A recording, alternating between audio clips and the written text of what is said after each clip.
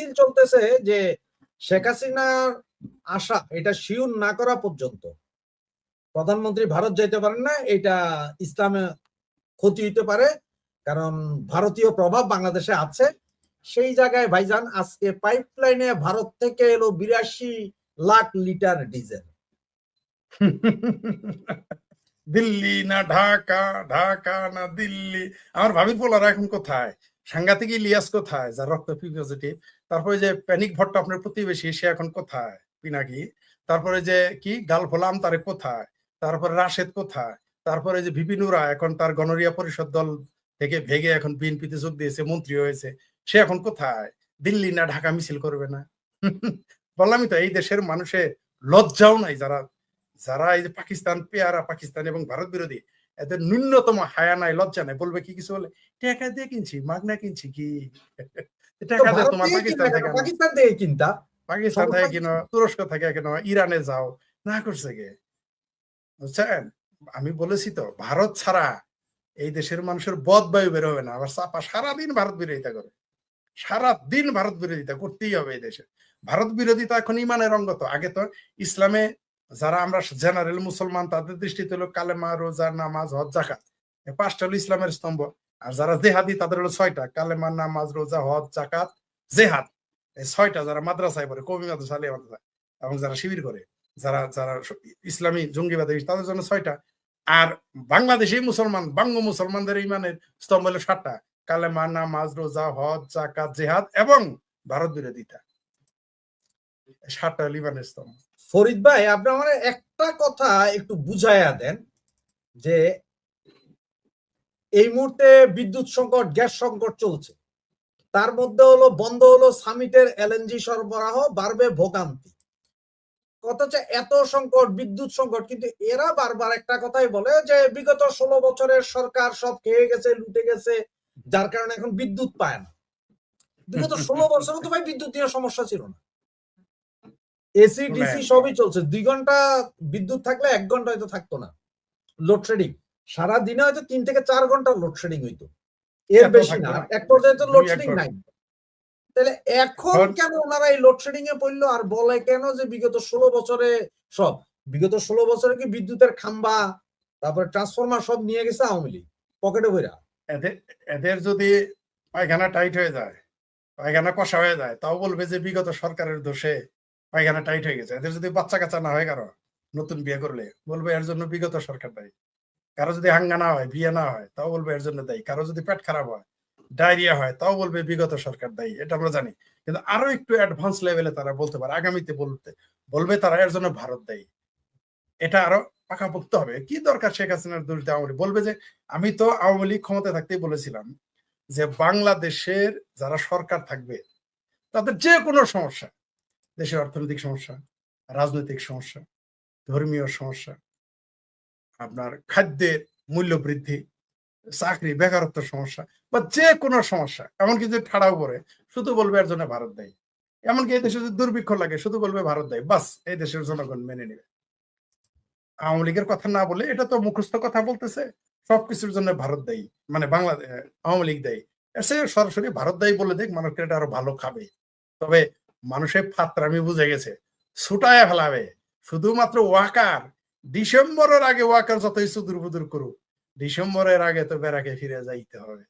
তখন দেখবেন পাবলিক এই সমস্ত ফাত্রামি কথায়, জ্বালানি মন্ত্রী, বিদ্যুৎ মন্ত্রী ফাত্রামি, যে কারেন্টের পল্লী বিদ্যুতের লাইন একটু লম্বা, তাই কারেন্ট যাইতে দেরি হয়, লোডশেডিং হয়। তারপরে আবার আপনার জ্বালানি মন্ত্রী, আপনি যার কথা বলতেছেন তার কথা, সরকারি কর্মচারীদের বেতন দেওয়াটা কঠিন হয়ে যাবে একদিন, বিদ্যুৎ প্রতিমন্ত্রী বলেন। ভাই সুবহানাল্লাহ, সুবহানাল্লাহ, সুবহানাল্লাহ। যখন আমরা 1 বছর আগে বলছিলাম যে এই দেশের অর্থনীতি কলাপস করবে, তখন আমাদের ভারতের দালাল, শেখ হাসিনার দালাল, রয়ের দালাল, হিন্দুর দালাল, বিজেপির দালাল, ইহুদির দালাল কত কথাই না বলিল। এখন না আমাদের কথাই না বিদ্যুৎ মন্ত্রী বলতেছে। এই কথাগুলোই তো আমরা বলছি। এখন এটাও কি, এখন বলবে যে এটাও শেখ হাসিনার দোষ, এটাও আওয়ামী লীগের দোষ, এটাও ভারতের দোষ, বললে চালায় দিক, সমস্যা নাই। সবই দোষ এখন নন্দঘোষ, সবই দোষ এখন। বললামই তো, মক্কাতে যদি ঠাড়া পড়ে, তাও এরা বলবে যে আওয়ামী লীগের দোষ। ইরাকে যদি ঠাড়া পড়ে, বলবে আওয়ামী লীগের দোষ। মোটামুটি বিএনপির জামাত হেফাজত ভাবির পোলাদের যদি আত্মীয় স্বজনের বিয়ে শাদী না হয় তাও বলবো এটা আওয়ামী লীগের দোষ। মানে আপনি এখন যা কিছু করতে ফজর নামাজ যদি কাজ হয় তাও বলবেন আওয়ামী লীগের দোষ, কোনো সমস্যা নেই। মোটামুটি কবরের আযাবে গিয়ে এই মুহূর্তে যদি বিএনপি জামাত হেফাজত চরমনাই পীর চামড়া সারা পীর সহ আমার ভাবির পোলাদের আত্মীয় স্বজন যদি মারা যায় কবরে গেলেও বলবে না যে মান রাব্বুকা মান দিনুকা মান নবিউকা, এটা ইসলামের পরিভাষায় 3টা প্রশ্ন, আর উত্তর দিবে আওয়ামী লীগ। মান দিনুকা আওয়ামী লীগের দোষ, মান নবিউকা আওয়ামী লীগের দোষ, মান রাব্বুকা আওয়ামী লীগের দোষ। বলছে তো তুই নামাজ পড়স নাকি আওয়ামী লীগের দোষ, তুই হজ করস নাকি আওয়ামী লীগের দোষ, তুই পাপ করছস কে আওয়ামী লীগের দোষ, তুই আগাম কুকাম করছস কে, তুই ব্যভিচারী করছস কে, তত কি শেখ হাসিনার দোষ। কবরে আযাবে উগে তারা এগুলোই বলবে, নিশ্চিত থাকেন কবরে গিয়ে এগুলো বলবে। এক ভাই কমেন্টস লেখছে আবারও বন্ধ হলো বড়পুকুরিয়ার বিদ্যুৎ কেন্দ্রে 1 নং ইউনিট। জি জি, এটা বন্ধ হলো, এটা কবে নাগাদ ঠিক হবে তাও জানে না। জি ভাই আপনার ভাবির ছেলের একটা রিপোর্ট এই মাত্র পাইলাম, আমাদের আরেক জি। বোন পাঠাইছে। জি দেখেন, তারেক রহমান ভারত যাওয়ার আগে যেন আমার মরণ হয়, জর্জিস আলম। সার্ভিস মল্লম শুনে আমি বলছি তো, বাংলাদেশের বাঙ্গুদের ইমানের স্তম্ভ 7টি, ইসলামের স্তম্ভ 7টি, কালেমা নামাজ রোজা হজ জাকাত জেহাদ ও ভারত বিরোধিতা। এরা তো ইসলামের এদের ইমানের অঙ্গ হইতে হবে, ভারত বিরোধিতা করতেই হবে, নয়তো হবে কি, উপায় নেই তো তাদের, কারণ এদের পুঁজি তো ভারত বিরোধী। কিন্তু ভারত থেকে 8 লাখ লিটার যে তেল আনলো, এটা আমার খুব ভালো লাগতেছে। 82 লাখ, জি 82 লিটার তেল এই আনলো, এটা আমার খুব ভালো লাগতেছে আমার ভাবির পোলার। বলেছি তো যে আমেরিকার সাথে পাঙ্গা নিলে বাংলাদেশ 3 বেলার জায়গায় 2 বেলা খেতে পারবে, মধ্যপ্রাচ্যের সাথে পাঙ্গা নিলে 3 বেলার জায়গায় 1 বেলা খেয়ে বাঁচতে পারবে। ভারতের সাথে পাঙ্গা নিলে এই বাংলাদেশের পাঙ্গু ভাঙ্গুরা যতই চাপা মারুক চিঙ্গুবাম, আর যতই বিএনপি জামাত হেফাজত ভাবির পোলারা চামড়া নাই পীর চামড়া সারি যতই ফালুর করুক, একেবারে না খাই মারা যাবে ভারতের সাথে চাপা মারলে। 82 লাখ ফেরত দেখ না, লজ্জাও করে না এদের, যে ভারত ছাড়া চলে না, আবার ভারত বিরোধিতা, মানে এদের হায়া বলতে কিচ্ছু নাই। এই ভাবির পোলাদের জামাত হেফাজত, এই ন্যাশনাল কটকটি পার্টি, এই যে বাংলাদেশের যে ভাবির পোলা যারা আছে, জুলাই সন্ত্রাসী, এদের হায়া বলতে কিচ্ছু নাই। কেন এটা যায় বলতে পারো, সেটার মুহূর্তে যদি কোলায় তাহলে সার্ভিস মলমের যায় বলেন যে 82 লাখ লিটার তেল নিমু না ভারত থেকে, এটা বলার মুহূর্ত দেখি ওর কত আছে। ও তো দূরের কথা, ওর মায়ের ভাতারের হবে না, তারেক রহমানের ক্ষমতা নাই বলার। এখন জাতিসংঘের এই রিপোর্ট, এটা 17 এবং 18 পাতা, মানে পুরো রিপোর্টের মধ্যে 2 পাতা শুধু বাংলাদেশ নিয়েই আছে। জি এখন এইটা কি বুঝেন, এবং এই যে বোমাগুলা ফুটতেছে একের পর এক বাংলাদেশ বিভিন্ন জায়গায়, বরং এই রিপোর্টটা দেরি করে দিয়েছে। আমরা কে না জানে বাংলাদেশে যে বাংলাদেশে একটা জঙ্গিবাদের আখড়া হয়ে গেছে এখন, বিশেষ করে 2024-এর 5ই আগস্টের পরে পুরো বাংলাদেশটা, ওই যে সজীব অজের জয় তিনি বলেছেন, সরকারের আমাদের বাংলাদেশ সরকারের উপদেষ্টা ছিলেন, তিনি বলেছেন যে বাংলাদেশটা পূর্ব পাকিস্তান হয়ে গেছে, বাংলাদেশটা জঙ্গিবাদে ভরপুর। শুধু পূর্ব পাকিস্তান না, ওটা তো হয়েছেই, এবং বাংলাদেশ এই মুহূর্তে ইসলামী জঙ্গিবাদে গিজ করে। ঢাকা বিশ্ববিদ্যালয়ে ইসলামী জঙ্গিবাদ আছে, প্রাইভেট বিশ্ববিদ্যালয়গুলোতে ইসলামী জঙ্গিবাদ আছে, মাদ্রাসা মধ্যে আর সীমাবদ্ধ নাই। এগুলো আমরাও বলেছি, আমরা বললে কেউ পাত্তা দেয় নাই, আমরা বললে কেউ গুরুত্বই দেয় নাই। তো এখন তো তাদের দাদারা বলছে সেটা না করুক, না করছে, প্রতিবাদ করেছে, মুরদে কোলাইছে। এবং এইখানে এই বাংলাদেশকে কেন্দ্র করে দক্ষিণ এশিয়াকে অস্থিতিশীল করার জন্য পাকিস্তান তুরস্ক উঠে পড়ে লেগেছে, উন্মাদ হয়ে গেছে। এটা তো নতুন কিছু না, এটা তাদের পুরনো পলিসি। কারণ এই বাংলাদেশ যদি ভালো থাকে তাহলে তো পাকিস্তান প্রতিষ্ঠা ভুল হয়ে যায়। কারণ 1971-এ প্রমাণ হয়ে গেছে যে 47-এর চেতনা একটা ফালতু বিষয়। 47-এর যে তথাকথিত দ্বিজাতি তত্ত্ব, এটা ব্যর্থ হয়েছে 1971 সালে। তারপরে আবার এইখানেই তো শুধু ক্ষান্ত না, তারপরে আবার পাকিস্তানের সংসদে দাঁড়িয়ে পাকিস্তানের প্রধানমন্ত্রীর সামনে পুরো সংসদে তার বিরোধী দল বলে হামে সিঙ্গাপুর নেহি হামে বাংলাদেশ বানা দো। তো এই যে গজব বেজ্জতি, এটা তো পাকিস্তানের সহ্য হইতেছে না। তার জন্য তো 2024-এর জুলাই সন্ত্রাস ঘটিয়েছে, বাংলাদেশকে অর্থনৈতিকভাবে, রাজনৈতিকভাবে, গণতান্ত্রিক ব্যবস্থা ধ্বংস করার জন্যই তো পরিকল্পিতভাবে শেখ হাসিনা সরকারকে উচ্ছেদ ঘটানো হয়েছে, এটা তো পরিষ্কার। তো তারপরে তারা 2024-এর 5ই আগস্ট থেকে এখন পর্যন্ত কারা ক্ষমতায়? তারা কারা? এই জঙ্গিবাদের, এই আল কায়দা, তারপর হিজবুত তাহরির, তারপর হিজবুল্লাহ, হামাস, এগুলোর ঘাঁটি বাংলাদেশে। এটা তো নতুন কিছু না, আমরা আগেও বলেছি, বলার কারণে আমাদের গালাগালি করা হয়েছে। এই দেখেন ১.৫ মাস আগেই কিন্তু ইসরায়েলের রাষ্ট্রদূত বলেছিল বাংলাদেশে হামাসের ঘাঁটি আছে। এগুলো কে না জানে বাংলাদেশে? এই যে বাংলাদেশে যে তথাকথিত কালেমার পতাকার নামে ফাত্রামি করলো, ওরা কারা?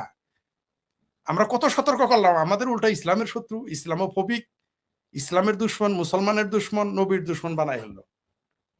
এরা কারা? এরা কারা? আমরা এত সতর্ক করলাম, এরা মানতে রাজি না, উল্টা আমাদের গালি। এখন বুঝুক কেমন লাগে, এখন দেখুক। এখন যখন আমরা একসময় মিছিল করতো আমাদের দেশে, বাংলা জি। হবে আফগান, আফগানিস্তান নারী শিক্ষা বন্ধ, জাতিসংঘের সতর্কতা। আফগানিস্তানের নারীরা কোনো পড়ালেখা করতে পারে না। আহা, ওরা শুধু স্কুল কলেজে আফগানিস্তানে কেন? আপনি তো আফগানিস্তানের কথা চিন্তা করছেন, এই বাংলাদেশে কি বলে নাই নারী শিক্ষা বন্ধ করতে হবে? হ্যাঁ, এই যে তেতুল হুজুর কি বলে নাই, কেলাসফুরের চেয়ে বেশি পড়বেন না, পড়বেন না, পড়বেন না, মেয়েদের কেলাসফুরের বেশি পড়বেন না, বলে নাই? অবশ্যই। এবং এবং সেই হেফাজতেরা এখন তারেক রহমানের সাথে ঘুরে না? আগে আওয়ামী লীগ সরকারের সাথে ঘুরতো। আপনি আফগানিস্তানের দিকে কেন যান? ওরা তো তাও 6 পর্যন্ত রাখছে, এরা তো ক্লাস 4 এর উপরে পড়তে নিষেধ করছে। তাও স্বাধীন বাংলাদেশে, যে বাংলাদেশ একটা গণতান্ত্রিক। আফগানিস্তানে তো এটা হবেই। আফগানিস্তানের নসিব তো, বাংলাদেশটা ওই দিকেই যাবে, অলরেডি গেছে, বাংলাদেশ ওই দিকেই যাচ্ছে, আস্তে আস্তে ওই দিকেই যাবে। এই যে বাংলাদেশের, আপনার মনে থাকার কথা, এবং আপনি শুরুতেই বললেন যে এই বাংলাদেশে কিন্তু স্লোগান দিয়েছিল যে তারা হবে তালেবান, বাংলা হবে আফগান। বানাও আফগান, দেখো কেমন লাগে।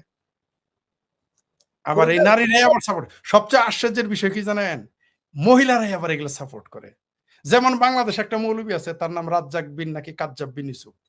এই হারে হারামজাদা, এই আহলে খবিশ, যে কিনা বলে নারীরা ঘর থেকে নারীর জন্মই হয়েছে পুরুষের সেবা করার জন্য, বাচ্চা পয়দার জন্য।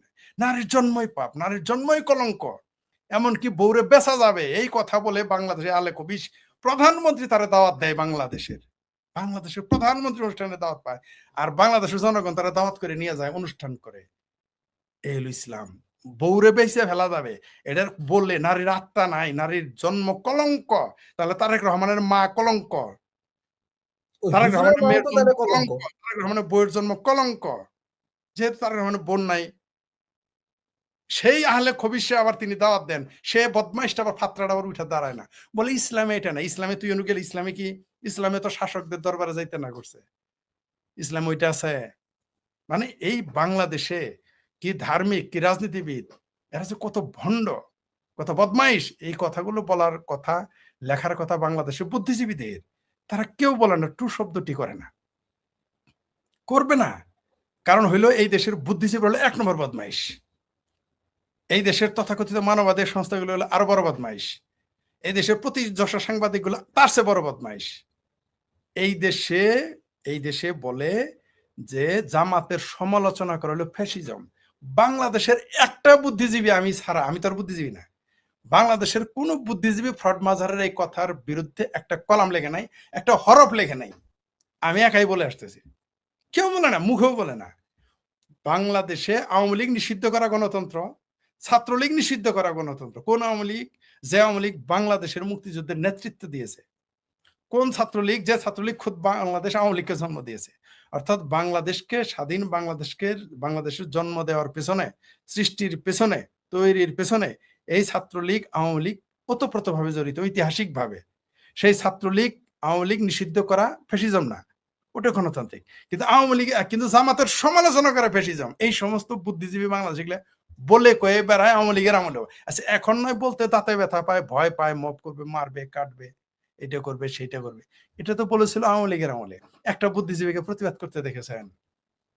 এটা তো কোনো পাগলে বলে নাই, বা মসজিদের কোনো মৌলানা বলে নাই, যেন মৌলবী বলছে এটা কথা বাদ দাও।